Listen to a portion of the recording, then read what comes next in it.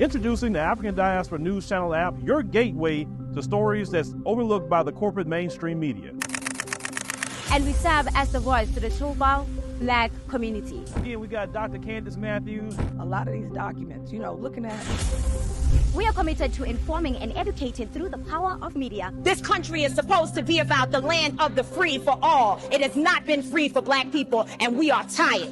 With our platform, we're helping to end injustice by exposing it. Join us in standing for excellence in journalism and serving our community.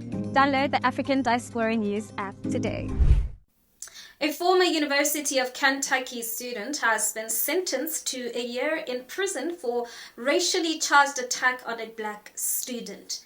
Dumelang Apsheni Ralocha Sanbonani Molweni. My name is Naledi Mfoloe, and it is my absolute pleasure to welcome you to the latest edition of the African Diaspora News channel, where we unravel the stories that shape our world and our communities.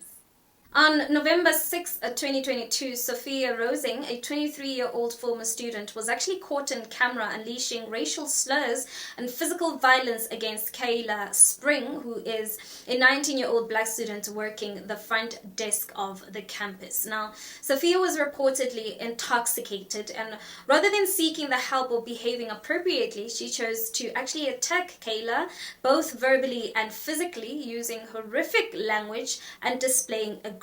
Now, it's definitely very disheartening to see such actions, especially from someone who is entrusted to be a part of a community of learning. A University of Kentucky student caught on camera using racial slurs and getting physical after a night out.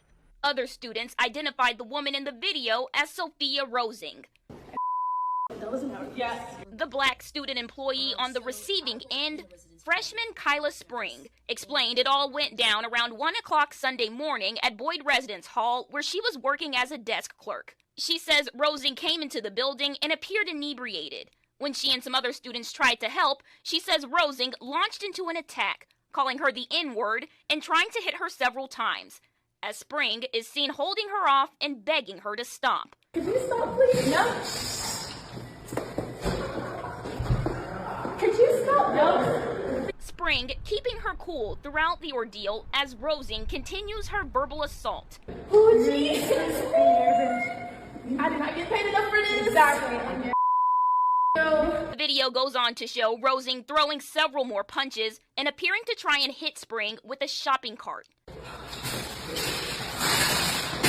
Now, Sophia has since pleaded guilty to multiple charges, including fourth-degree assault and disorderly conduct, and she was actually sentenced to 12 months in prison. And while her attorney describes the sentence as extremely unfair, I find it very essential to emphasize the severity of her actions. I mean, the law must serve as a discouragement against such racial violence, which is not simply a matter of drunken mistake, but a reflection of deeply ingrained prejudice. Now, in many parts of the world, including South Africa, we often witness similar patterns of behavior where racial slurs are flung casually, often leading to dreadful consequences for the victims. And the justice system must show that these actions will not be tolerated. And the sentencing, I believe it's a step toward accountability. Now, Kayla has shown remarkable poise throughout this ordeal. I mean, in an interview following the incident, she expressed the importance of maintaining her composure, understanding that any reaction could have actually escalated the situation further. And this highlights not only her strength, but it also shows the weight of expectations placed on Black individuals to remain calm in the face of aggression.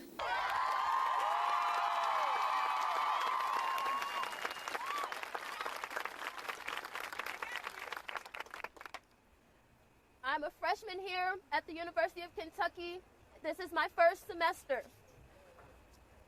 In the wee hours of Sunday morning, I was physically, verbally, and racially assaulted by Jane Doe, aka Sophia Rosing, a 22-year-old student here at the University of Kentucky.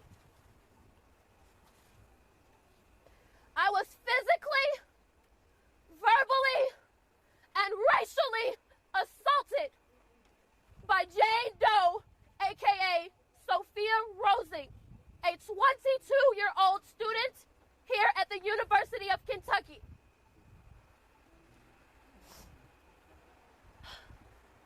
Since then, I have taken to social media to spread awareness, and I have grasped the attention of the nation and the world. I would first like to say thank you to my friend Kansas, who is also shown in the video, for assisting me with this situation. You didn't have to intervene, and I continue to stand with you in these trying times.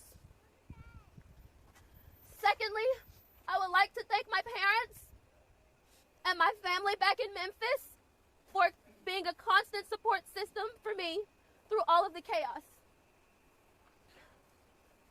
Lastly, thank you to everyone who has reached out to me through any social media platforms. You are the reason my story is being heard. It is our story. This is a recurring issue in and across American school systems, no matter what age. I am deeply saddened by the events that took place, but I am most grateful for justice that is to come.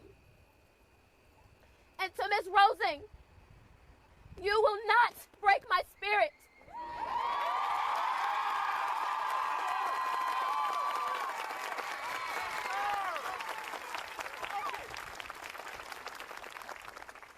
You will not break my spirit, and you will be held accountable for your actions.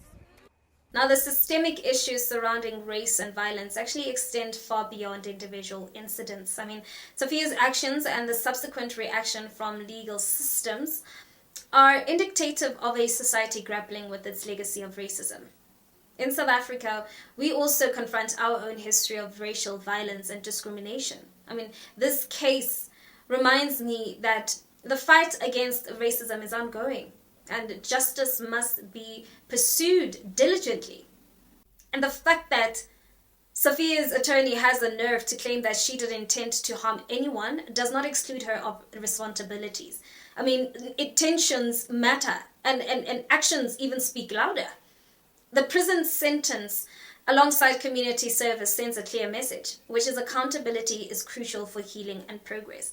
And that this right here is a message for all racist people to say, time for being racist is over. You will now be dealt with the consequences. Now, as Sophia serves her time, let us not lose sight of the broader conversation about race and the importance for change in our communities. This incident has actually sparked necessary discussions about how we actually confront racism both in the US and globally. I mean, we must all commit to actually fostering environments where respect and dignity and understanding triumph over hatred and violence. Now, we will continue to monitor the developments of this case and advocate for future free from violence and racism. Now, while we're at it, please, let's engage in the comment section. We really want to hear from you. What are your thoughts in regards to this case? And while you're at it, please don't forget to give this video a thumbs up. That's it from me. Till we meet again, it is goodbye for now.